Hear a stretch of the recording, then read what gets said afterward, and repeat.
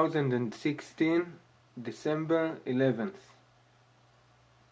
Today I want to talk about libertarians, anarchists, and this overall spirit that is so popular lately. Libertarians complain about the Federal Reserve being a private organization, which it to some extent is, but they do preach for the advantages of privatizing everything. So here you got your state privatized. Now they are against state, against the existence of state. They are usually anarchists. So anarchy is a non-stable situation. Anarchy leads to its own demise, because in anarchy, local organizations, tribal organizations, crime organizations, whatever, militias, warlords, whatever, or if you want to call it samurais, like samurais, they gain control, and they can unite with one another. Maybe they will all unite to one organization. Maybe some groups of them will unite within themselves and form. In fact, they will form a new state, or a new state instead of the state. So and what will prevent them from doing so? The state doesn't exist. The free market. So it is not stable. It can't be sustained, anarchy. So also, they praise the free market, but they are against cartels and monopols. But just like before with the warlords and such, if there is no state control, the private sector leaders, the tycoons, can talk with one another and cooperate with one another. Why fight if you can cooperate? Form cartels or monopols and rule the market. And there will be no free market, or maybe it is free market. This is free market, cartels, monopols. This is true free market. This is what happens when there is no regulation. The problem is that the regulation is corrupt, not that there is regulation. The regulation is corrupt because the state is privatized already. It has been privatized since I don't know when, for a long time. And also, they tend to criticize the United States of America. But who gives their organizations money? Who donates to them? Yes, a lot of private people do contribute to them. I do believe it, but Putin contributes to them. He's a far worse authoritarian. He's one of the worst dictators ever, and they criticize Obama and Clinton and Bush, whom were all corrupt, were all criminals, really, but they are not even close to Putin. So they are all bigots, and they are all of these libertarians, or maybe some of them just have no clue. They are brainwashed. It is so stupid. There's so many contradictions within their own ideology, within their own business model, their political business model, their political organization is built on a state. Who contributes to this Alex Jones, this the Tea Party, whatever, all of these either Putin or the gold miners, gold marketers.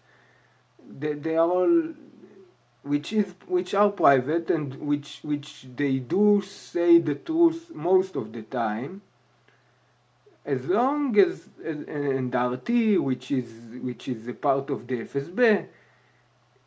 FSB. So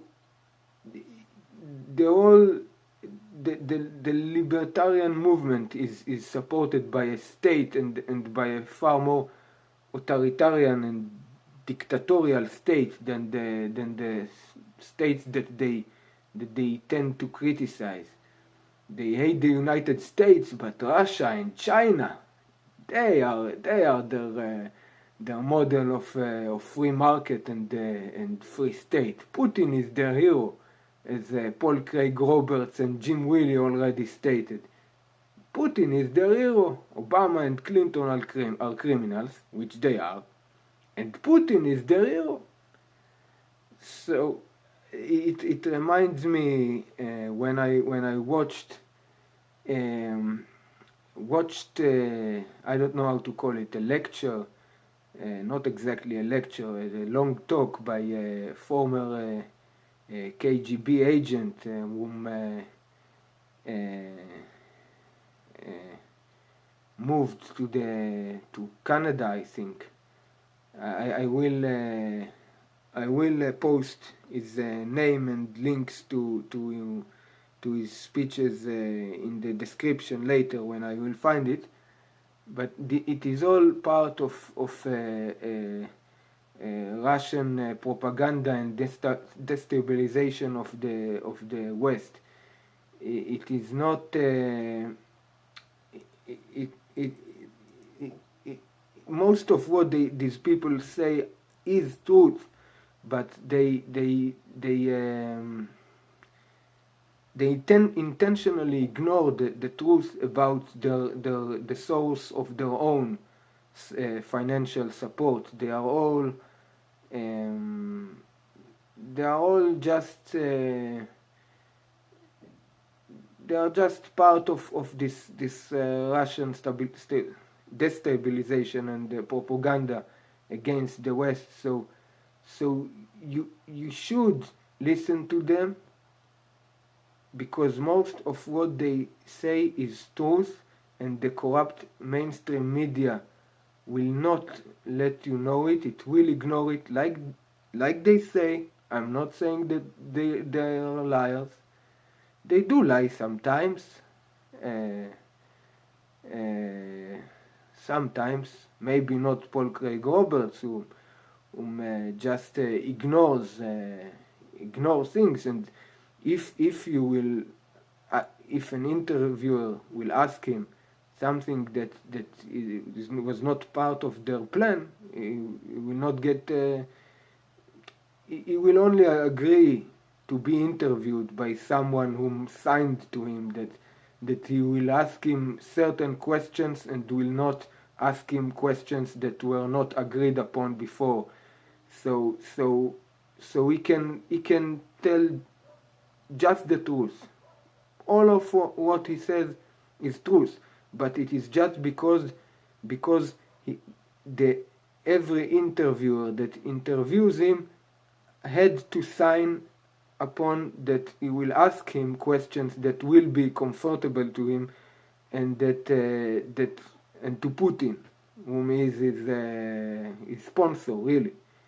Putin, Russia, FSB, RT, Alex Jones, all of these are on really, they are just part of Russian propaganda, so you should listen to these people. Just remember that everything bad that they say about the United States or the United Kingdom or Canada or Australia or whatever country you live in is true, but it is also true regarding Russia and China, and in fact Russia and China are far worse, and they are doing even worse things which these people will not agree to talk about. So they only talk about the bad things of one side, but will never agree to be asked about even worse actions done by the opposing side, which are Russia and China and all of these states. So it is just states against worse states, not the free market, which is a bogus thing. It is contradictory with itself. There can never be a free market, or conversely, you could say that there is always a free market and can never be otherwise. But the corruption should be solved. But free market is a stupid idea. I mean, I am pro free market, but I know I'm not. I do try to refrain from contradictory things and stupid things like I highlighted before in this video. So just think about these things, and again I will post the name of this former FSB agent who talked about the Russian, formerly Soviet, destabilization methods of the Yuri Bezmenov. Here, I recall it, Yuri Bezmenov. You should watch and listen to Yuri Bezmenov. He tells the truth about these Russian methods. But I will post links to him because you should listen to him. You should. Again, and you should also listen to these non-mainstream media people. You should listen to them. They are interesting. They are informative. They do tell the truth most of the time, but you should remember all what I said in this video about them. Bye for now.